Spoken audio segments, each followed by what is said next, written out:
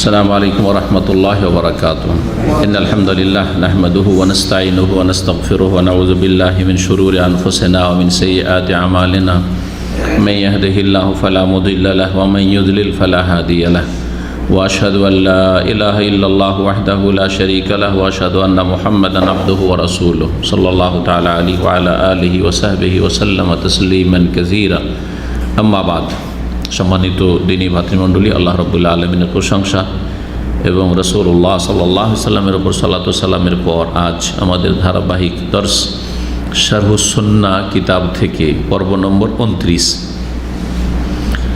তারিখ 25 সফর 1443 হিজরি মোতাবেক 2 অক্টোবর 2021।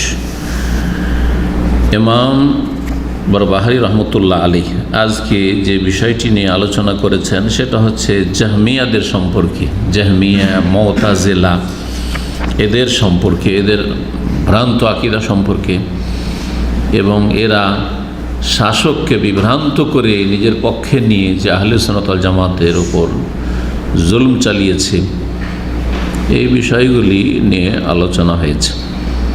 বলছেন ওয়ালাম রাহিমাকাল্লাহ, আর জেনে রাখো হে পাঠক, হে এই কিতাবের ছাত্র, আলাম জেনে রাখো, আল্লাহ তোমার উপরে রহম করুক, আন্না আহলাল ইলমি লাম ইয়াজালু ইয়ারুদ্দুনা কওলাল জাহমিয়্যাহ, উলামায়ে কেরামগণ যুগে যুগে সর্বদা জাহমিয়া একটি বাতিল ফিরকা, যাদের আকীদায় বড় বড় কুফরি ছিল আল্লাহ রাব্বুল আলামিনের জাত সিফাত সম্পর্কে, তাওহীদুল আসমা সিফাত সম্পর্কে। জাহমিয়াদের মতবাদকে বা জাহমিয়াদের যে ভ্রান্ত মযহাব, সেটাকে সবসময় খণ্ডন করেছেন উলামায়ে কেরামগণ। লাম ইয়াজালু আন্না আহলাল ইলমি লাম ইয়াজালু ইয়ারুদ্দুনা কওলাল জাহমিয়া, যুগে যুগে উলামায়ে কেরামগণ যখন থেকে জাহমিয়া ফিরকা জন্ম নিয়েছে তখন থেকে জাহমিয়াদের মতবাদের খণ্ডন করেছেন উলামায়ে কেরামগণ, কোরআন সুন্নাহর আলেমগণ। হাত্তা কানা ফি খিলাফাতি বনি ফুলান, এমনকি এক সময় অমুক বংশের খেলাফত আসলো। বনি ফুলান, অমুক বংশের কেন বললেন? এর আগেও বলেছি, এর আগে একবার এসেছে এইরকমই। কারণ সেই সময় শাসকরা বিভ্রান্তির শিকার হয়েছিল।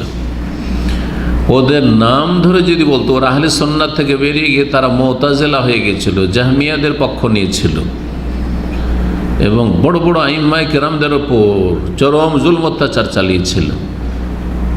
সেই সময় যখন আহলে সুন্নাতরা দুর্বল, কমজোর, আর শাসক গোষ্ঠী গুমরাহদের সাথে, বেদাতপন্থীদের সাথে, ভ্রান্ত আকীদা বিশ্বাসীদের সাথে, সেই সময় তাদের নাম বলা সম্ভব ছিল না। এমনিতেই তো এই লেখকের উপর জুলম অত্যাচার হয়েছে। তারপরে তো বনি ফুলান বলতে কি বোঝাতে চেয়েছেন? বনিল আব্বাস, আব্বাসী খলিফার যুগ পর্যন্ত, তার মানে রাসূলুল্লাহ সাল্লাল্লাহু আলাইহি ওয়াসাল্লাম পরে সাহাবায়ে কেরামদের যুগে তো জাহমিয়াদের জন্ম হয়নি, তাবেঈনদের পরে তাবেঈনের যুগে যে বড় বড় আইম্মায়ে কেরামরা ছিলেন, যে ইমাম আবু হানিফা, শাফি, মালিক, আহমদ, আর ইমাম বুখারী, আর কুতুবুস সিত্তার আইম্মায়ে কেরাম, ইমাম আহমদ বিন হাম্বল, বিশেষ করে ইমাম আহমদ বিন হাম্বল।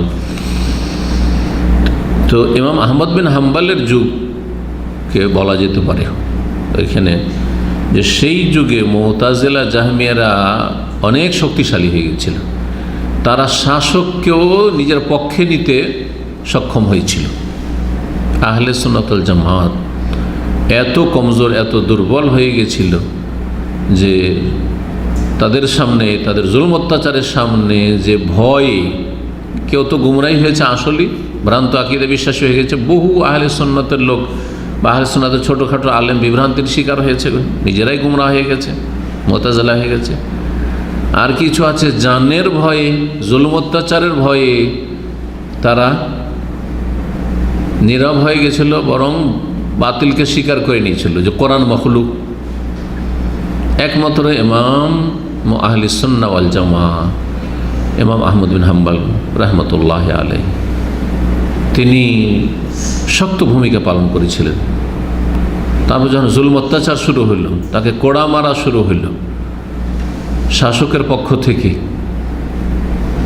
তখন তিনি বলতেন ইতুনি বি আয়াতি মিন কিতাবিল্লাহ আও হাদিসিন মিন সুন্নতি রাসূলিল্লাহ সাল্লাল্লাহু আলাইহি ওয়াসাল্লাম, একটি আয়াত নিয়ে আসো এই মর্মে দলিল হিসাবে, যে কোরআন মখলুক, কোরআন আল্লাহর সৃষ্টি, না হয় একটি হাদিস নিয়ে আসো, তাহলে আমি মেনে নেব, আমি বলবো, না হলে বলতে পারবো না। সেই সময় মাহমুদ বিন হাম্বল সম্পর্কে বলা হয়েছে, তিনি যদি অটল না থাকতেন, তিনি যদি তাদের হায়ে হাঁ করে দিতেন, তাহলে এই মুসলিম উম্মাহ পুরোটাই গোমরাহ হয়ে যেত। কিন্তু নবী করিম সাল্লাল্লাহু আলাইহি ওয়াসাল্লাম যেহেতু নিশ্চয়তা দিয়েছেন, কি নিশ্চয় দিয়েছেন, যে লান তাজতামিআ উম্মতি আলা দালাল, আমার উম্মত পুরোটাই গুমরাহির ওপর এক হয়ে যাবে না। পুরা উম্মত সারা বিশ্ব থেকে আহলে সুন্নাত একেবারে নেই, মুছে গেছে, আর সবাই বেদাতি হয়ে গেছে, এটা কখনো হবে না। মুখস্থ করেন এই কথা, সেই হাদিস, এটি রাসূলুল্লাহ ভবিষ্যৎবাণী। আপ ডাউন করবে, কখন আহলে সুন্নাত শক্তিশালী হবে, তাদের সংখ্যা বাড়বে। দেখেন কোরআন সুন্নাহর অনুসারীদের সংখ্যা এখন বাড়ছে। এর আগে কমেছে, একসময় এক ছিল, আবার কমেছে, বলা যাবে না আবার কমবে, কিন্তু থাকবে। লা তাজালু তায়ফাতু মিন উম্মতি যাহিরিনা আলাল হক লা ইয়াদুররুহুম মান খাযালাহুম, আমার উম্মতের একটি দল, তায়েফা কিন্তু ক্ষুদ্র দল, এই জন্য ছড়িয়ে ছিটিয়ে থাকবে। এই গ্রামে 1-2-3 জন আছে, ওই গ্রামে 2-4-10 জন আছে, কোন এলাকায় একটু বেশি আছে, কোন এলাকায় কম আছে। বাস্তব সত্য যদি ফিট করে দেখেন, আমাদের বাংলা ভাষাভাষীদের উপরে ফিট করে দেখেন, দেখবেন বাস্তব সত্য। গ্রামে কোরআন সুন্নাহর অনুসারী সহিহ আকীদার লোক 2-4-10 জন পাবেন ম্যাক্সিমাম, কোনো গ্রামে 1-2টা পাবেন। প্রত্যেক গ্রামে অনেক সময় পাওয়া যাবে না, কিন্তু ডিস্ট্রিক্ট খালি নেই, হয়তো থানাও খালি নেই। ভালো করে খোঁজ নিলে হয়তো পাবেন গ্রামে, কিন্তু পুরুষ নেই, হয়তো মহিলা আছে। অনেক জায়গায় আছে যে ওর স্বামী হেদায়েত হয়নি, কিন্তু মহিলা মাশাআল্লাহ, আজকাল তো অনলাইনের যুগ, হেদায়েত হয়েছে, আছে। একটি দল সবসময় হকের ওপর জাহিরিন মনসুরিন, সাহায্যপ্রাপ্ত থাকবে, বিজয়ী থাকবে সর্বদা। লা ইয়াদুররুহুম মান খাযালাহুম, তাদের অপদস্থকারীরা কখনো অপদস্থ করতে পারবে, ক্ষতি করতে পারবে না। অপদস্থ করার চেষ্টা করবে, কিন্তু ক্ষতি করতে পারবে না। হাত্তা ইয়াতি আমরুল্লাহ তাবারাকা ওয়া তাআলা, আল্লাহ তাবারাকা ওয়া তাআলার নির্দেশ আসা পর্যন্ত, মানে কিয়ামত একেবারে চলে আসা পর্যন্ত, যেই সময় মুমিনদের রূহগুলি কবজ করে নেওয়া হবে।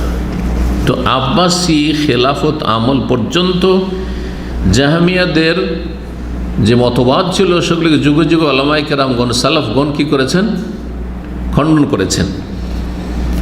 যখন এই আব্বাসি খেলাফত আমল আসলো, তখন সম্পর্কে বলছেন তাকাল্লামা রুয়াই বেদাতু ফি আমরিল আম্মা, তখন এই ক্ষুদ্র মোল্লার রুয়াই বেদা, এটা একটা তাসগীর, তাসগীর। রুয়াই বেদা কাদের বলা হয়? জাহেল, মূর্খ, দিনের কোনো জ্ঞান নেই, বড় বড় লেকচার দেয় বক্তা, দেশের আন্তর্জাতিক ক্ষতি সম্পন্ন বক্তা, কথা বুঝতে পেরেছেন? আন্তর্জাতিক বক্তা, তাদের ভক্তের শেষ নেই, কিন্তু তাদের কাছে কোরআন হাদিসের কোনো জ্ঞান নেই। এদেরকে হাদিসের ভাষায় রুয়াই বেদা বলা হয়েছে। রুয়াই বেদা, মুল্লা সব, কোনো আলেম না। এরা কথা বলবে ফি আমরিল আম্মা, বৃহৎ বিষয়। আম্মা মানে জনগণের বিষয়, গোটা দেশের বিষয়, বড় বড় বিষয়। অমর আম্মা আর অমর খাসা, মানব জীবনের যেসব সমস্যাগুলি রয়েছে সেগুলিকে দুই ভাগে ভাগ করা হয়েছে। অমর খাসা মানে বিশেষ বিশেষ বিষয়, বিশেষ বিশেষ বিষয় মানে কিছু মাসলা, যে মাসলাগুলির মানুষের ব্যক্তি জীবনের সাথে সম্পর্ক, পারিবারিক জীবনের সাথে সম্পর্ক, সামাজিক জীবনের সাথে সম্পর্ক, সুদ হারাম, ব্যবসা এটা হালাল এটা হারাম, এই যে এই বিষয়গুলি, আর অমর আম্মা হচ্ছে এমন বিষয় যে বিষয়গুলি রাষ্ট্রীয় পর্যায়ের বিষয়, আন্তর্জাতিক বিষয়, এবং শরীয়তের এমন একটা বিষয় যেই বিষয়ে বললে সারা বিশ্বে ওর একটা বড় ভূমিকা আছে। যেমন জেহাদ। জেহাদ বর্তমান পরিস্থিতিতে কি ফরজ? জেহাদ ফরজের জন্য যেসব শর্ত রয়েছে সেটা কি বাস্তবে এখন এই বাস্তব কি বলে যে এখন ওই শর্তগুলি বিদ্যমান আছে? এই বিষয়গুলিতে যদি নাবালকরা কথা বলতে শুরু করে, নাবালকরা কথা বলতে শুরু করে রাষ্ট্রীয় বিষয়ে, জাতীয় বিষয়ে যদি নাবালকগুলি কথা বলা শুরু করে, তাহলে লাভের চাইতে ক্ষতি অনেক বেশি করবে। দেখেন, অনেক বক্তা আছে দেশের, যে বক্তাগুলি কিন্তু মানুষের আবেগ নিয়ে খেলা করে, আবেগ নিয়ে খেলা করে। ওরা দেখে যে আমার শ্রোতাগুলো কি ধরনের কথা চায়, ওই ধরনের কথা পেশ করে। আবেগী যদি কথা বলি, এই সময় এই ফ্রান্সের বিষয় চলছে ধরেন, তো ফ্রান্সের বিষয়ে যদি কথা বলি তো জনপ্রিয়তা লাভ করব, আর মানুষ বলবে ঠিক ঠিক চাই চাই, এটাই চাই। কিন্তু এই বিষয়ে বলে দিয়ে আপনি আপনার দেশের কি লাভ করে দেবেন, আপনার মুসলিম সমাজের কি লাভ করে দেবেন, ফ্রান্সে যে মুসলিমগুলো বসবাস করে তাদের কি লাভ করে দেবেন, এগুলো দেখার বিষয়। এগুলো চিন্তা করে সবগুলি মিলিয়ে কতটা বললে উপকার আছে মুসলিম উম্মার, আর কতটা বেশি বলতে গেলে আবার ক্ষতি আছে মুসলিম উম্মার, এই বিষয়গুলি চিন্তা করার মতো বিজ্ঞ আলেম যারা, তাদের কথা বলা উচিত, যার তার নয়। বাংলাদেশে প্রতিবেশী দেশের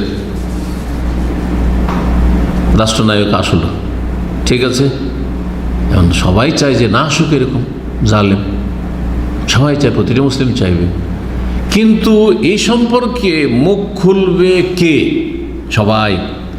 তারপরে কিভাবে মুখটা খুলবে, বলবে কতটা বলবে, আর বলে কাজ হবে, লাভ হবে না লস হবে, আমার জাতির যে বক্তা বলছে তার, জাতির, দেশের ইত্যাদি সবগুলি স্টাডি করে সবগুলিকে সামনে রেখে যে কথা বলবে সে হচ্ছে আলেম। আর যে মনে করবে যে আমি গরম গরম বলে দিলাম, মানুষকে রাস্তাঘাটে নামিয়ে দিলাম, মানুষকে এমন উত্তেজিত করে দিলাম যাতে করে দেশে একটা বিশাল আন্দোলন শুরু হয়ে যায়, শেষ পরিণাম অসহায় অবস্থায় কোথা থেকে কোথায় চলে যেতে হয়েছে। এখন তার ছেলেমেয়েরা ক্ষতিগ্রস্ত, তার স্ত্রী ক্ষতিগ্রস্ত, তার আত্মীয় স্বজন ক্ষতিগ্রস্ত, তার দলের যেসব লোকেরা রয়েছে তাদের পিছনে লেগে আছে, তদন্ত চলছে কে কে আছে দেখি এর সাথে আর জড়িত আছে, দেখা যাক, এগুলোকে তো খুঁজে বের করা যাক। হচ্ছে না? লাভ কি করে দিলেন আপনি?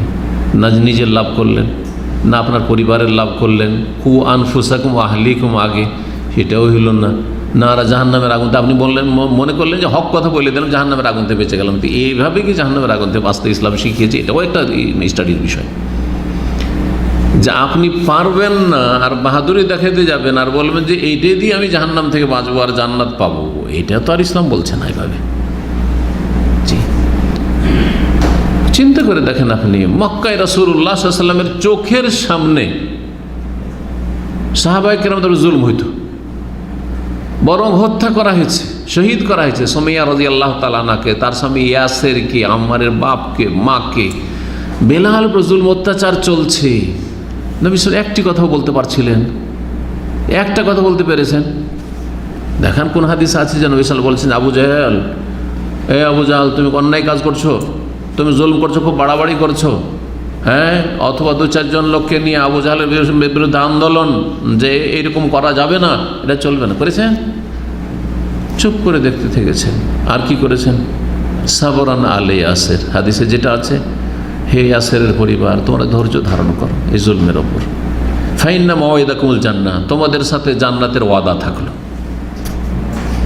যেটা দিতে পারবেন সেটা বলেছেন, জান্নাতের দোয়া দিতে পারবো, জান্নাতের সাথে নিতে পারবো সুপারিশ করে আল্লাহর কাছে, ফাইন্না মাওয়াইদাকুমুল জান্নাহ। কিন্তু এখানে কিছু করতে পারছি না। কিন্তু মদিনায় এসে অনুমতি দিলেন আল্লাহ রাব্বুল আলামিন যে এখন কেউ মারতে আসলে মারো। খন্দকের যুদ্ধের পরে আল্লাহ অনুমতি দিলেন যে এখন মারতে নাও আসলেও পিটাও ওদেরকে, যাও তাড়ো ওদেরকে, তাড়া দাও, হানা দাও। বুঝা গেছে? জি, এত সোজা নয় যে কোথায় আছেন আপনি, কোন অবস্থায় আছেন, সমস্ত কিছুকে সামনে রেখে বলা হচ্ছে এগুলো হচ্ছে অমুর আম্মা, জাতীয় বিষয়, রাষ্ট্রীয় বিষয়, আন্তর্জাতিক বিষয়, গুরুত্বপূর্ণ একটা বিষয়। এগুলো বিষয়ে যেই সে মুখ খুলবে সৌদি আরবে করে না, সৌদি আরবে একটা বড় আলেমের বিবৃতি আসে, আর যেটা এখানকার বাকি সমস্ত আলেম ওলামা আর দেশের জনগণ মেনে নিচ্ছে, সুতরাং শান্তি আছে। শান্তি আছে না নেই? আপনি যে কোনো সময় চলাফেরা করছেন, কোনো ভয় লাগছে? কিন্তু দেশে হঠাৎ করে সামনে একটা দেখছেন যে বিক্ষোভ মিছিল চলছে, বাপরে বাপ, পালাবো কোন দিকে, আমি কি করব? গেছেন আপনি নিজের কাজে, কেনাকাটায় গেছেন, অথবা এয়ারপোর্টে যাবেন, ফেসে গেছেন, আমার তো ফ্লাইট ছুটে যাবে, কি করব? সৌদি আরবে জীবনে কোনোদিন হয়েছে না হবে? হ্যাঁ, কেন? কারণ এখানে কথা যে যতটা বলতে পারে তাকে ততটার অনুমতি আছে, এবং সে ততটাই বলবে। এই ট্রেনিংও, এই প্রশিক্ষণও দেওয়া আছে। আর আমাদের দেশে বলতে পারলে হলে, এলেম থাকার না, বলতে পারলে হলো, বলে দে, আর তারপরে জনপ্রিয়তা লাভ করে, এই ভালো বক্তা তো, হ্যাঁ হক কথা বলতে পারে। আরে কতটা হক কথা বলা চলবে আর কিভাবে বলা চলবে, এগুলো স্টাডি করে বলতে হবে, না হলে লাভ নয়, লস করবে। এই যে রোয়াই বেজা, এগুলো নাবালকগুলো, রোয়াই বেজা হচ্ছে নাবালক মোল্লাগুলো ফি আমরিল আম্মা, রাষ্ট্রীয় বিষয়ে, আন্তর্জাতিক বিষয়ে, বড় বড় বিষয়ে যখন কথা বলা শুরু করলো, ওয়া তাআনু আলা আসারি রাসূলিল্লাহ, রাসূলুল্লাহ সাল্লাল্লাহু আলাইহি সাল্লামের হাদিসকে কি করলো, হাদিসকে তারা খণ্ডন করলো। তান হাদিস মানা যাবে না, এটা যুক্তির পরিপন্থী, এটা যুক্তিতে টিকে না। তান করা, কোনো কিছু দোষ খোঁজা হচ্ছে তান করা। রাসূলুল্লাহ সাল্লাল্লাহু আলাইহি সাল্লামের হাদিসের দোষ খোঁজা শুরু করলো, মানে হাদিস খণ্ডন করা শুরু করলো, এটা মানা চলবে না। ওয়া আখাযু বিল কিয়াস ওয়ার রায়, এবং কিয়াস যুক্তি এবং ব্যক্তি মত তারা গ্রহণ করলো, যেটা আমার মত এটা যুক্তিসঙ্গত, এই যুক্তিসঙ্গত। যুক্তিতে মুক্তি খুঁজতে গিয়েছে, আর যুক্তিকে, আকলকে নাকলের ওপর, দলিলের ওপর প্রাধান্য দিয়েছে। যে কোনো জাতি গোমরাহ হয়েছে যখন কোরআন এবং হাদিসের ওয়াহির ওপর আকলকে, বিবেককে বা যুক্তিকে প্রাধান্য দিয়েছে। এটা যুক্তিতে টিকে না, এটা যুক্তিসঙ্গত নয়। এটা যুক্তিসঙ্গত হইল যে দেশে এত জুলুম অত্যাচার চলছে, আর এত আলেম ওলামাকে করছে, হ্যাঁ ধরপাকড় করছে, অ্যারেস্ট করছে, আর আমরা নীরব বসে থাকবো, সোশ্যাল মিডিয়া একটা কিছু লিখবো না? হ্যাঁ, আর বেশি লিখতে গিয়ে তারপরের দিন আর আপনাকে খুঁজে পাওয়া যায় না, আপনি গুম। বুঝতে পেরেছেন তো? ইসলাম তো আর এভাবে খেদমত করতে বলছে না, এভাবে খেদমত করতে বলছে না। এগুলো কাদের কাজ? রোয়াই বেজাই, নাবালক আবেগীদের কাজ, নাবালক আবেগীদের কাজ। ওয়াকাফারু মান খালাফাহুম, আর যারা এর বিরোধিতা করলো, যে এমনটা করতে নাই, এইভাবে পদক্ষেপ নিতে নাই, এইভাবে এগিয়ে যাওয়াটা ঠিক হচ্ছে না, তাদেরকে কাফের বলে আখ্যায়িত করলো। আহলে সুন্নাত ওয়াল জামাতকে কাফের বললো, না হলে কাপুরুষ, বিভিন্ন নাম। আজকাল যারা জঙ্গি তারা আমাদের কি বলে, হয় বলে এরা হচ্ছে ভোগবিলাসী, কারণ এরা টাকা পয়সার পিছনে ছুটেছে, এই জন্য এইসব জিহাদ হাতে কথা বলে না। জি, ভালো ভালো আলেমদের সম্পর্কে তাদের মন্তব্য, না হলে এরা কাপুরুষ, এরা কাপুরুষ। আর ওরা হলো বীর পুরুষ, 18 বছর 20 বছরের নাবালকগুলো বীর পুরুষ। আর এদের মূর্খ মোল্লাগুলো যারা বিভ্রান্ত করছে, যাদের কোরআন এবং সুন্নাহর গভীর জ্ঞান নেই, তারা হলো বীর পুরুষ। জি, এইভাবে গোমরাহ হয়েছে। মোনাফিক বলে, এরা বিদেশি গোয়েন্দার এজেন্ট। এই যে এটা হচ্ছে কাফের বলা, আপনি কাফেরদের এজেন্ট বলবেন তো এটি কাফের। ওয়াকাফারু মান খালাফ, যারা এর বিপরীত তাদের কাফের বলে আখ্যায়িত করেছে। ফাদাখালা ফি কওলিহিমুল জাহিল ওয়াল মুগাফফাল, সুতরাং তাদের কথাতে সাড়া দিল মূর্খ এবং গাফেলরা। মূর্খরা মনে করলে যে না, তো কথা তো এটা খুব ভালো, এই পরিস্থিতিতে এইরকমভাবে চুপ থাকাটা ঠিক নয়, এই পরিস্থিতিতে এই করতে হবে।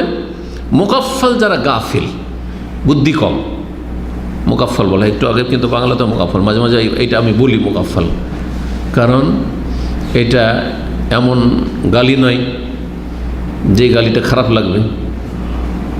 কাউকে যদি আমাদের দেশের মানুষকে মূর্খ বলা হয়, গাধা বলা হয়, তো খারাপ গাল হয়ে গেল। কিন্তু মুগাফফাল গাফিল, বাস্তবতা সম্পর্কে খবর নেই যে কোরআন এবং হাদিসের আয়াত এবং হাদিসগুলো কোনখানে কখন কোনটা ফিট করা যাবে, কোন পরিস্থিতিতে। সৌদি আরবে যেভাবে ইসলাম পালন করা সহজ, সেটা কি বাংলাদেশে সহজ? হ্যাঁ, একটা ধনীর বাড়িতে যেভাবে ইসলাম পালন করা সহজ, একটা গরিবের বাড়ি সহজ? আমি সাধারণ উদাহরণ দিয়ে বোঝাচ্ছি যাতে করে সহজ হয় বোঝা। যেভাবে মুসলিম দেশে ইসলাম পালন করা সহজ, সেটা ইউরোপ, আমেরিকাতে, অস্ট্রেলিয়াতে সহজ, ফিলিপাইনে সহজ না? সহজ নয়। একই দেশে যেমন বললাম যে গরিবের বাড়ি আর ধনীর বাড়ি, ধনীর বাড়িতে যদি মনে করে যে আমার প্রত্যেক ছেলেকে ঠিক আছে আমি একই অন্নে রাখবো, আর তাদেরকে অ্যাটাচ বাথরুম করে দেবো প্রত্যেক রুমে, আর তারপরে তাদের এমন পর্দার ব্যবস্থা করব যে পর্দার মধ্যে পাকশাক হবে যেদিকে সেই দিকে আমার ছেলেরা কেউ যাবে না, সুতরাং কেউ কারো বউকে দেখবে না। সম্ভব একটা ধনী লোকের জন্য, কিন্তু একটা গরিবের জন্য অনেক সময় অসম্ভব। গ্রাম অঞ্চলে যারা বাস করে অনেক গরিবের জন্য অসম্ভব যে আলাদা আলাদা বাড়ি করে দেবো, তো মুশকিল। পেটের খাবার জুটে দিতে পারে না, তো আলাদা আলাদা বাড়ি করবে কোত্থেকে? বুঝতে পারছেন তো? সব ক্ষেত্রে একরকম হুকুম চলে না, সব ক্ষেত্রে একরকম হুকুম চলে না। তো যারা এইগুলো বুঝে না তারা মুগাফফাল, গাফিল, বুঝে না, উদাসীন। গাফিলতি মানে উদাসীন, উদাসীন বিষয়গুলি থেকে, বাস্তবতা থেকে। ওয়াল্লাযী লা ইলমা লাহু, যার এলেম নেই। হাত্তা কাফারু মিন হাইসু লা ইয়ালামুন, এইসব করতে গিয়ে, বাড়াবাড়ি করতে গিয়ে তাদের অজান্তে তারা কুফরি করে ফেলল, নিজেরাই কুফরি করে ফেলল। জি, আল্লাহর নেক বান্দা আলেম ওলামাদেরকে অথবা কোরআন সুন্নাহর অনুসারী সালাফি ভাই বোনদেরকে যারা কাফের বলে, যারা মুনাফিক বলে, যারা বলে যে এরা হচ্ছে কারো এজেন্ট ফেজেন্ট, তো এগুলো বলে যে তাদেরকে কাফের বললো, ওরা কাফের হলো না, কিন্তু নিজেরা কিন্তু কাফের হয়ে গেল। জি, এইরকমই বদ আকিদার ক্ষেত্রে মানুষ যখন ভ্রান্ত আকিদার অনুসারী হয়ে যায়, তখন ধীরে ধীরে কুফরিতে চলে, বেদাত থেকে কুফরিতে চলে যায়। এই জন্য আমি পুরোনো আলোচনাতে বলতাম, মাঝে মাঝে বলেছি যে আজকের বেদাতি কালকের মুশরিক, আজকের বেদাতি কালকের মুশরিক। আজকে মিলাদ করছে আর শবে বরাত করছে, কালকে দেখেন মাজারে হাজির, মাজারে হাজির, পীরের মরিদ হয়ে মাজারে গিয়ে হাজির, আর মাজারে গিয়ে দেখছে সবাই তো সেজদা করছে, তার মানে নিশ্চয়ই পাওয়া যাইছে, কারণ দিনের জ্ঞান তো নেই, নিশ্চয়ই ওখানে গেলে কিছু পাওয়া যায়। ও সিজদা করে ফেললো, সবাই চাদর চড়াচ্ছে, চলো আগামী বছর আমিও একটা চাদর নিয়ে আসবো, কবরে চাদর চড়াবো। তা আজকের বেদাতি কালকের মুশরিক হয়ে যাচ্ছে। এইরকমই হয়েছিল জাহমিয়ারা, মুতাজিলারা। ফাহালাকাতিল উম্মাতু মিন ওজুহ, সুতরাং বিভিন্ন দিক থেকে মুসলিম উম্মাহ ধ্বংসের পথে চলে গেল। মানে মুসলিম উম্মার বড় একটা অংশ যারা মুতাজিলা হয়ে গেল, জাহমিয়া হয়ে গেল। ওয়া কাফারাত মিন ওজুহ, আর বিভিন্ন দিক থেকে তারা কাফির হয়ে পড়ল। জি, এজন্য জাহমিয়াদের আকীদাতে বড় বড় কুফর রয়েছে। আল্লাহর সিফাতকে সব স্বীকার করা, কোনো সিফাত নেই, সব আশআরী মাতুরিদী 7টা সিফাতকে স্বীকার করেছে, হ্যাঁ, সিফাতে জাতীয়গুলো, বাকিগুলো স্বীকার করেনি। কিন্তু এই জাহমিয়ারা সব সিফাতকে অস্বীকার, তাতিল তাদের ধর্ম। ওয়া তাজান্দাকাত মিন ওজুহ, বিভিন্ন দিক থেকে তারা জিন্দিক বিধর্মী হয়ে পড়ল, জিন্দিক বিধর্মীদের মতো হয়ে পড়ল। ওয়া দাল্লাত মিন ওজুহ, এবং বিভিন্ন দিক থেকে তারা পথভ্রষ্ট হয়ে পড়ল। ওয়া তাফাররাকাত, বিচ্ছিন্ন হয়ে পড়ল। ওয়াবতাদাআত মিন ওজুহ, এবং বিদাতি হয়ে পড়ল বিভিন্ন দিক থেকে, বিভিন্ন মাসাইলের কারণে তারা কেউ বেদাতি হয়ে গেল, কেউ তো জিন্দিক বেধর্মী হয়ে গেল, কেউ কাফের হয়ে গেল। এইভাবে এমনভাবে তারা কেউ কুফরিতে লিপ্ত হইল, শিরকিয়া, বড় শিরকি আকীদা লিপ্ত হইল, কেউ বেদাতে লিপ্ত হইল, আর বিচ্ছিন্ন হয়ে গেল উম্মাহ, যে তারা টেরও পেল না মিন হাইসু লা ইয়ালামুন। মুসলিম উম্মাহ যে বিভক্ত হয়েছে, যুগের আবর্তন পরিবর্তন, ধীরে ধীরে দলের উপর দল বাড়তে আছে, ও টেরও পায়নি যে মুসলিম উম্মাহ 73 ভাগে বিভক্ত হয়ে গেছে কখন, আর সবগুলি দল জাহান্নামে যাবে একটি ছাড়া।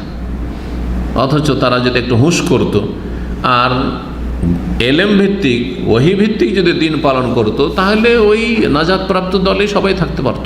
কানান নাস উম্মাতান ওয়াহিদা, একটি উম্মত ছিল, একটি উম্মতই থাকতো। রাসূলুল্লাহ সাল্লাল্লাহু আলাইহি ওয়াসাল্লাম একটি উম্মত ছেড়ে গেছেন, আর একটি দল ছেড়ে গেছে, জামাতকে ছেড়ে গেছেন। কোনো ফিরকা ছিল, অন্য কোনো দল ছিল, কিছু ছিল না। মুহাজিরিন আনসার সব একই আকীদার, একই রকম ইবাদত, একই রকম তাদের চলাফেরা, আর সবাই কোরআন এবং হাদিস থেকে দলিল গ্রহণ করে, কোরআন এবং হাদিসে যেটা বলে সেটাই করে। জি, কাল আল্লাহ কাল রাসূল। এইভাবে গোমরাহ হয়ে পড়ল। ইল্লা মান সাবাতা আলা কাউলি রাসূলিল্লাহ সাল্লাল্লাহু আমরিহি ওয়া আমরি আসহাবিহি, তবে ওরাই শুধু বেঁচে থাকলো, অল্প সংখ্যক লোক গুমরাহি থেকে, যারা রাসূলুল্লাহ সাল্লাল্লাহু আলাইহি সাল্লামের কথার ওপর অটল থাকলো, রাসূলুল্লাহ সাল্লাল্লাহু আলাইহি সাল্লামের নির্দেশের উপর অটল থাকলো, আমরি আসহাব সাহাবায়ে কেরামদের আদর্শের ওপর যারা অটল থাকলো। রাসূলুল্লাহ সাল্লাল্লাহু আলাইহি সাল্লামের সাথে সাহাবায়ে কেরামদের আদর্শ, মা আনা আলাইহিল ইয়াউম ওয়া আসহাবি, নাজাতপ্রাপ্ত দল, সেই দলটি নবী সাল্লাল্লাহু আলাইহি ওয়াসাল্লাম লক্ষণে বলেছেন যে আমি যেই দিনের ওপর আছি এবং আমার সাহাবায়ে কেরামগণ যেই দিনের ওপর থাকবে, সেই দিন যারা ধরে থাকবে তারাই হচ্ছে নাজাতপ্রাপ্ত দল।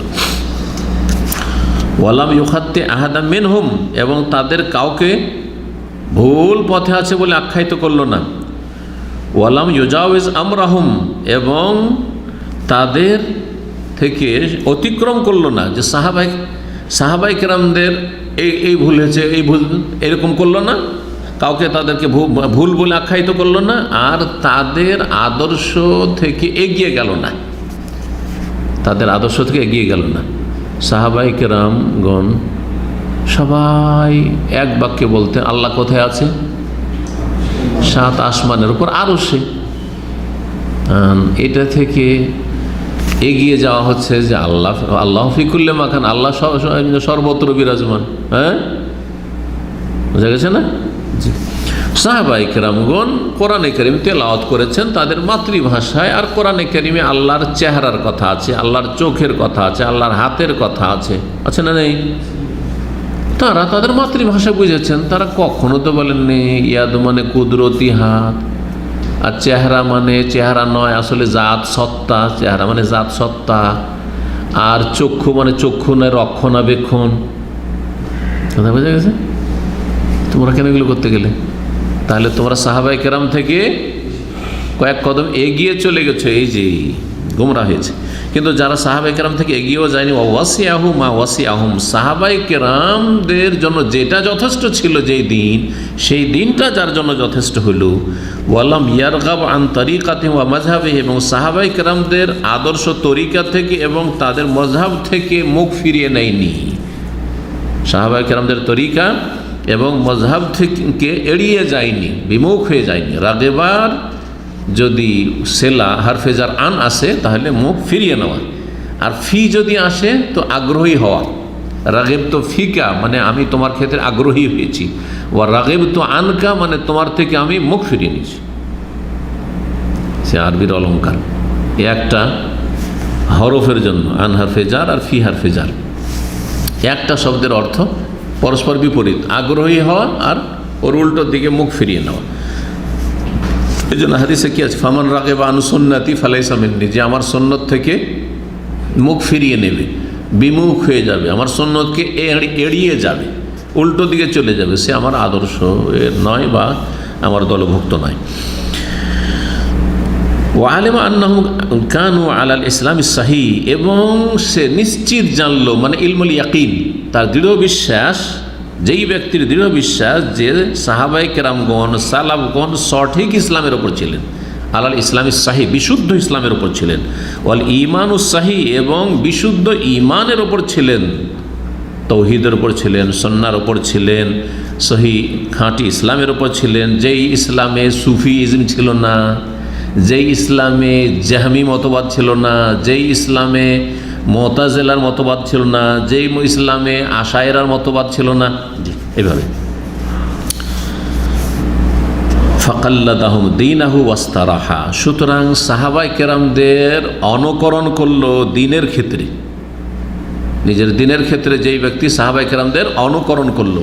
এখানে লেখক কাল্লাদা তাকলিদ শব্দটি ব্যবহার করেছেন, উত্তম ছিল ফাত্তাবা, ইত্তেবা ব্যবহার করা, কারণ কোরআনের ভাষায় ইত্তেবা শব্দ ব্যবহার হয়েছে। কোরআনে ইন কুনতুম তুহিব্বুনাল্লাহ ফাত্তাবিউনি, তারপরে ইত্তাবিউ মা উনজিলা ইলাইকুম মির রাব্বিকুম। ইত্তেবা, ইত্তেবা মানে অনুসরণ করা, কিন্তু চোখ খুলে অনুসরণ করা। আর তাকলিদ শব্দটি পরবর্তীকালে ইসলামে এর কি হয়েছে, মানে সংক্রমণ হয়েছে, বা ইসলামিক পরিভাষায় এর অনুপ্রবেশ ঘটেছে। তাকলিদ হচ্ছে অন্ধ অনুসরণের নাম, অন্ধভাবে কাউকে মানার নাম। আর তাকলিদ, এই জন্য তাকলিদের সংজ্ঞায় হানাফি উসুল ফিকাতে বলা হয়েছে আর তাকলিদ হুয়াল আমালু বিকাউলিল গায়রি মিন গায়রি হুজ্জাহ, অন্যের কথার ওপর আমল করা বিনা দলিল। সুতরাং আবু হানিফা রাহিমাহুল্লাহর কথার ওপর আমল করবে বিনা দলিল, দলিল থাকার না থাকা। আবু হানিফা রাহিমাহুল্লাহ কাল আবু হানিফা বললেই হইল, ব্যাস সেটাই দলিল। এটা জায়েজ নয়। রাসূলুল্লাহ সাল্লাল্লাহু আলাইহি সাল্লাম ছাড়া অন্য কারো ক্ষেত্রে নিঃশর্ত অনুসরণ জায়েজ নয়, শর্ত সাপেক্ষ। যদি কোরআন এবং হাদিসের অনুকূলে হয় তাহলে, এমনকি সাহাবায়ে কেরামদের ক্ষেত্রে, যদিও সাহাবায়ে কেরামদের পুরো দলটি হকের ওপর, জি, কিন্তু এক একজন সাহাবায়ে কেরাম কোনো ইজতিহাদি মাসলায় তো ভুল হতে পারে, ফতোয়াতে তো ভুল হতে পারে। আর ছিল ফিকহি মাসাইলে, আকীদায় কোনো ইখতিলাফ ছিল না, কিন্তু ফিকহি মাসাইলে, বিভিন্ন মাসাইলে কিছু কিছু মাসাইলে ইখতিলাফ ছিল। তো তাকলিদ শব্দ ব্যবহার করেছেন ওই যুগে, যেহেতু প্রচলন চলে এসেছিল তাকলিদ, মানে এই বারবাহারির যুগে। তিনি হাম্বলি মজহাবের ইমাম ছিলেন, তো তাকলিদ শব্দটি মজহাবের যারা মুকাল্লিদ তাদের কাছে ছিল, সেজন্য তাকলিদ শব্দ তিনি ব্যবহার করে ফেলেছেন। কিন্তু সাহাবায়ে কেরাম তাকলিদ না বলে কি বলা ভালো? হ্যাঁ, ইত্তেবা। দ্বীনের ক্ষেত্রে সাহাবায়ে কেরামদের অনুসরণ করলো, ওয়াস্তারাহা, তাতে আরাম পেয়ে গেল। দেখেন আপনি কত দিন সহজ আমাদের জন্য, যারা সালাফি আকীদা মানহাজের লোক, তাদের যে দিন কত সহজ, আরাম। কিসে আরাম? যে রাসূলুল্লাহ সাল্লাল্লাহু আলাইহি ওয়াসাল্লাম থেকে যা পেয়েছি কোরআনে কারীমের আকারে আর সহিহ হাদিসের আকারে, হাদিসের জয়ীফ জালটা বাদ দিতে হবে, বাকি যা পেয়েছি, আর সাহাবায়ে কেরামদেরকে যে আদর্শের উপর পেয়েছি, ওইটা হচ্ছে আমার দিন। সহজ। প্রত্যেকটা আপনার আকীদা, ইবাদত, আমলকে আপনি মিলিয়ে দেখেন সাহাবায়ে কেরামের জামানার আকীদা, ঈমান, আমলের সাথে মিলিয়ে দেখেন, তাইলে হয়ে গেল আরাম। এই আরাম মানে দিনের ক্ষেত্রে আপনি চোখ খুলে চলছেন যে সাহাবায়ে কেরামদের তরিকার উপর আছি, আর আপনি দুনিয়া থেকে চলে যাবেন তো আরাম পাবেন।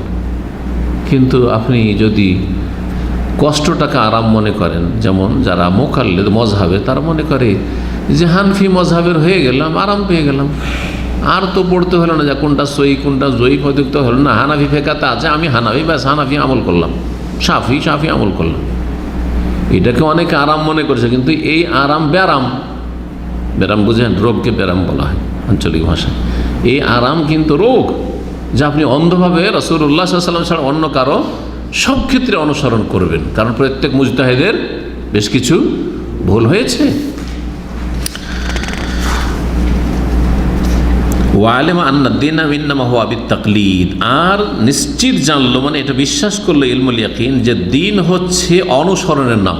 দ্বীন হচ্ছে তাকলিদের নাম, মানে অনুসরণের নাম। জি। ও তাকলিদু লিআসহাবি মুহাম্মদ সাল্লাল্লাহু আলাইহি ওয়াসাল্লাম, আর এই অনুসরণ করবেন মুহাম্মদ সাল্লাল্লাহু আলাইহি ওয়াসাল্লামের সাহাবায়ে কেরামদের। তাকলিদ এখানেও অবশ্য তাকলিদ কোনো ব্যক্তি শাখসি করতে বলেননি, বলেননি যে আবু হানিফার তাকলিদ করবেন, তো শাফির তাকলিদ করবেন, তো মালিকের করবেন, না আহমদের করবেন, এই কথা বলেননি। সাহাবায়ে কেরামদের, আর পুরো সাহাবায়ে কেরামদের জামাত কিন্তু উম্মতে মুসলিমা, আর পুরো উম্মত কিন্তু হকের উপর। সেই উম্মতটি কিসের উপর ছিলেন? হকের, সত্যের উপর ছিলেন সাহাবায়ে কেরাম। তাদের মধ্যে কোন রকমের অন্য কোনো ফিরকা পয়দা হয়নি, যার ফলে যদি এখানে তাকলিদ শব্দ ব্যবহার করেন তবুও ঠিক আছে, কারণ অন্ধ অনুসরণ রাসূলুল্লাহ সাল্লাল্লাহু আলাইহি ওয়াসাল্লামের পরে কার করবেন? পুরো সাহাবায়ে কেরামদের জামাতের করবেন। জি। তারপরে বলছেন ওয়ালাম, আরও জেনে রাখো, আন্না মান কালা লাফজি বিল কোরআনে মখলুকুন ফাহুয়া মুবতাদি, কেউ যদি বলে যে কোরআনে কারীম যে আমি উচ্চারণ করছি, কোরআনে কারীম যে আমি উচ্চারণ করছি এটা সৃষ্টি, মখলুক, তাহলে সে বেদাতি। সে বেদাতি। লফজে বিল কোরআন, আমি যে কোরআনকে উচ্চারণ করছি সেটা কি মখলুক, সৃষ্টি, এটা যদি বলে তো সে বেদাতি। কেন বেদাতি? এই জন্য বেদাতি যে কথাটি নতুন। রাসূলুল্লাহ সাল্লাল্লাহু আলাইহি ওয়াসাল্লাম এরকম কথা, রাসূলুল্লাহ কোরআন তেলাওয়াত করেছেন না করেননি? কোরআনের আয়াত উচ্চারণ করেছেন না করেননি? সাহাবায়ে কেরামগণ করেছেন না করেননি? তেলাওয়াত উচ্চারণ করেছেন, কিন্তু এই কথা বলেননি যে লফজি বিল কোরআন মখলুক, কোরআনের যে উচ্চারণটা আমি করছি সেটা সৃষ্টি, এ কথা বলেননি। না রাসূলুল্লাহ বলেছেন, না খোলাফায়ে রাশিদিন বলেছেন, না সাহাবীরা বলেছেন। তাহলে তুমি কেন এই নতুন কথা বলতে আসবে? তাহলে তুমি বেদাতি কথা বললে, সুতরাং তুমি মুবতাদি। বোঝা গেছে? ওমান সাকাতা, আর কেউ যদি নীরব হয়ে যায়, এমন নীরব যে আমি কোনোটাই বলবো না, মাখলুকও বলবো না আর মাখলুক নয় এ কথা বলবো না, সৃষ্টিও বলবো না আর সৃষ্টি নয় এটাও বলবো না। ওমান সাকাতা, যে চুপ হয়ে গেল, ফালাম ইয়াকুল মখলুকুন ওয়ালা গায়ের মখলুক, সে মখলুকও বললো না আর গায়ের মখলুকও বললো, ফাহুয়া জাহমি, সে জাহমি। জাহমি তার মানে সে আল্লাহ রাব্বুল আলামিনের এই সিফাতকে অস্বীকার করছে। তাহলে যে আল্লাহর কালাম, আল্লাহর বাণী, যে আল্লাহর সিফাত, আল্লাহর এই সিফাতকে অস্বীকার করছে, সে জাহমি। হাকাযা কাল আহমদ ইবনে হাম্বল, এইভাবেই বলেছেন ইমাম আহমদ ইবনে হাম্বল, ইমাম আহলুস সুন্নাতে ওয়াল জামাআহ। এই কথাগুলি আকিদাতুস সালাফ ওয়া আসহাবুল হাদিস, লেখক হচ্ছেন সাবুনি, পৃষ্ঠা নম্বর 171 রয়েছে। আর ইমাম বাইহাকির আল এতেকাদ নামক কিতাবের 110 পৃষ্ঠা রয়েছে। আর শারহ উসুল এতেকাদ আহলি সুন্নাহ ইমাম লালাকাইর প্রথম খণ্ডে 178 থেকে 179 পৃষ্ঠা রয়েছে। এবানা নামক কিতাব যে আবুল হাসান আশআরীর, তার 87 পৃষ্ঠা রয়েছে। আর ইমাম আবদুল্লাহ বিন ইমাম আহমদ, ইমাম আহমদের ছেলে একজন মুহাদ্দিস ছিলেন, ইমাম আবদুল্লাহ। এই ইমাম আবদুল্লাহর কিতাব হয় সুন্নাহ, আর তখনকার যে সুন্নাহ মানে আকিদার কিতাব, আকিদা মানহাজের কিতাব কি বলা হয়তো? সুন্নাহ বলা হয়তো। তো এই কিতাবে এই কথাই রয়েছে ইমাম আহমদ বিন হাম্বল থেকে নকল করা, যে কেউ যদি বলে যে আমি যে উচ্চারণ করছি কোরআন সেটা মখলুক, সৃষ্টি, তাহলে সে হচ্ছে বেদাতি। আর কেউ যদি চুপ থাকে যে আমি মখলুকও বলবো না আর গায়ের মখলুকও বলবো না, তাহলে সে হচ্ছে জাহমি, তাহলে আল্লাহর সিফাতকে অস্বীকার করল। তো এখানে একটু ভেঙে বলি, আমরা যে কোরআন তেলাওয়াত করছি এতে একটা দিক আছে যে আমাদের জবান দিয়ে যে অক্ষরগুলি বেরোচ্ছে, এই যে জবানে উচ্চারণ হলো চলে গেল, আওয়াজ, যে আওয়াজটা যে শুনছে না, এই আওয়াজটা শুনছে, আসওয়াত, সওত, এটা কিন্তু মখলুক গায়ের মখলুক বলতে যাবে না, কিন্তু এটা হচ্ছে হাদিস, মানে আসলো চলে গেল। একটু আগে ছিল না আওয়াজটা, তেলাওয়াত করলাম, একটু আগে ছিল না, আর এখন আসলো আবার চলে গেল, তাই না? তো এই আওয়াজ যেটা, এটা তো আল্লাহ সৃষ্টি করেছেন, ঠিক আছে, কিন্তু এই যে কালাম যেটা আমি পাঠ করলাম সেটা কার কালাম? আল্লাহর কালাম, আল্লাহর বাণী। আর আল্লাহর বাণী হচ্ছে আল্লাহর সিফাত, এটা সূক্ষ্ম আকীদার কথা। আল্লাহর বাণী হচ্ছে আল্লাহর সিফাত। তাহলে এখানে যখন আপনি বলবেন যে আমি বললাম আমার যে উচ্চারণগুলো করলাম কোরআনে কারীম এটা মখলুক, তাহলে আল্লাহর সিফাতকে কেউ বুঝে নিতে পারে? আল্লাহর সিফাত যেটা আল্লাহর কালাম, আল্লাহর সিফাত মখলুক না, আল্লাহর সিফাত হচ্ছে আল্লাহর গুণ। আর আল্লাহ রাব্বুল আলামিন যেমন খালেক, তেমন তার সিফাতও হচ্ছে কদিম, এবং তার সিফাতকে মখলুক বলা যাবে না। কথা বোঝা গেছে? আল্লাহর বাণী।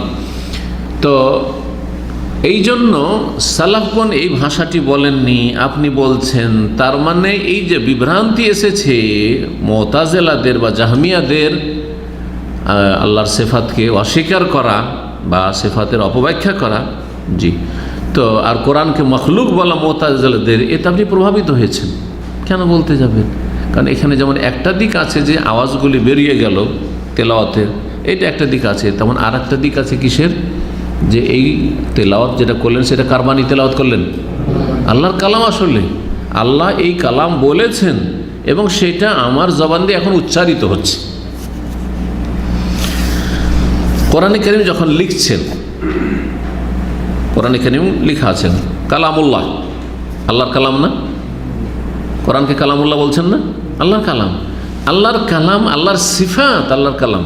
কিন্তু এর উদ্দেশ্য এই নয় যে এই যে কালিগুলো যা আছে এই কালিগুলো সৃষ্টির নয়, কালিগুলো তো সৃষ্টি, কালিগুলো যা দিয়ে লেখা হয়েছে সেটা কি সৃষ্টি। কিন্তু আর এইরকমই জবান দিয়ে যে উচ্চারণ হচ্ছে, একটু আগে ছিল না, এখন উচ্চারিত হইল, আবার যখন সাথে সাথে উচ্চারণ হলো শেষ হয়ে গেল, তো এটা তো মাখলুকের গুণ। কিন্তু সালাফগণ এইভাবে বলেননি। আপনি যদি এইভাবে বলেন লাফজে বিল কোরআনে মাখলুক, তাহলে আপনি বেদাতি। আর যদি বলেন মাখলুকও বলবো না, গায়ের মাখলুকও বলবো না, তার মানে সিফাতকে অস্বীকার করছেন, তাহলে জাহামি। এই জন্য এইভাবে বলতে যাবেন না। রাসূলুল্লাহ সাল্লাল্লাহু আলাইহি ওয়াসাল্লাম বলেছেন মাই আইশ মিনকুম বাদি, আমার পরে যে দীর্ঘ সময় ধরে বেঁচে থাকবে।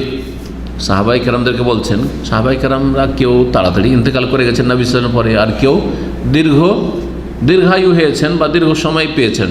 যেমন শেষ সাহাবী 110 হিজরি পর্যন্ত বেঁচেছেন। আর খারিজিদের ফিতনা আর রাফিজি শিয়াদের ফিতনা অনেক সাহাবায়ে কেরামরা দেখেছেন। কারণ আলী রাদিয়াল্লাহু তাআলা মুআবিয়ার যে দ্বন্দ্ব, আর তারপরে খারিজি ফিরকা বেরোলো আর রাফিজি শিয়া ফিরকা বেরোলো, তো এই যে দুটো ফিরকা বেরোলো, আর তারপরে ধীরে ধীরে আরও বেদাতিগুলো বেরোলো। তো সাহাবায়ে কেরামের জামানায় আব্দুল্লাহ বিন ওমর রাদিয়াল্লাহু তাআলা দীর্ঘায়ু হয়েছিলেন। তার কাছে একবার এক লোক এসে বলল যে বাসরায়, ইরাকের বাসরায় একটি দল বেরিয়েছে যারা বলছে তকদির বলে কিছু নেই, তকদির বলে কিছু নেই, কাদরিয়া তকদিরকে অস্বীকার করেছে, আমরা যা করছি তাই হচ্ছে, তার আগে আল্লাহ এসব কিছু লিখে টিকে রাখেনি, আর আল্লাহ যেভাবে লিখে আছে ওইভাবে হয়েছে, এটা ভুল কথা। কাদরিয়া বেরিয়েছে। তখন সাহাবায়ে কেরাম অনেকে বেঁচে ছিলেন। এই জন্য নবী সাল্লাল্লাহু আলাইহি ওয়াসাল্লাম ভবিষ্যতের বাণীর বাস্তবায়ন হয়েছে যে যারা বেশ কিছু দিন বা দীর্ঘ সময় ধরে তোমাদের মধ্যে কার বেঁচে থাকবে হে সাহাবীরা, ফাসায়ারা ইখতিলাফান কাসীরা, অনেক বেশি মতবিরোধ দেখবে, ইখতিলাফ দেখবে, অনেক বেশি ইখতিলাফ দেখবে। সাহাবায়ে কেরামদের যুগে যদি ইখতিলাফ শুরু হয়ে থাকে, তারপর কত ইখতিলাফ বাড়লো আর কত ফিরকা। আর আজকে যদি দেখে, নজর দেন সারা বিশ্বের মুসলিমদের ওপর, তো কত যে ফিরকা দেশে, কত যে তরিকার, কত যে ফিরকা, আর একে অপরকে কাফের বলছে, সব গুমরাহে চলে গেছে। কারণ রাসূলুল্লাহ সাহাবায়ে কেরাম আদর্শ থেকে দূরে চলে গেছে।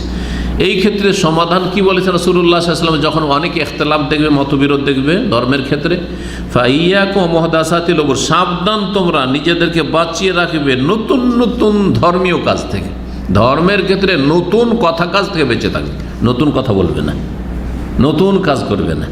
ফাইন্নাহা দালালা, কারণ সেটা হচ্ছে ভ্রষ্টতা, গুমরাহি। ওয়া আলাইকুম বিসুন্নতি, এবং আমার সুন্নতকে, আদর্শকে মজবুত করে ধারণ করবে, আঁকড়ে ধরবে। ওয়া সুন্নাতিল খুলাফায়ে রাশেদিন আল মাহদিয়িন, এবং যারা খোলাফায়ে রাশেদিন হেদায়েত প্রাপ্ত তাদের সুন্নতকে আঁকড়ে ধরবে, অর্থাৎ আবু বকর, ওমর, ওসমান, আলী, এই চারজন হচ্ছেন খোলাফায়ে রাশেদিন।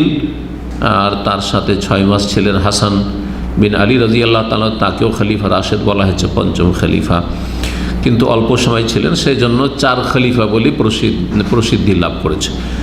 ওয়াউদ্দু আলাইহা বিন নওয়াজিজ, আদ্দা ইয়াউদ্দু যদি পড়ে নাসার অ্যান্সার থেকে, তাহলে তখন উদ্দু হবে, আমরা শেখা। ওয়াউদ্দু আলাইহা, এবং সুন্নতকে মাড়ির দাঁত দিয়ে মজবুত করে ধরো। তো সুন্নতকে তো মাড়ির দাঁত দিয়ে ধরা যায় না, কিন্তু এটা হচ্ছে ভাষার অলংকার।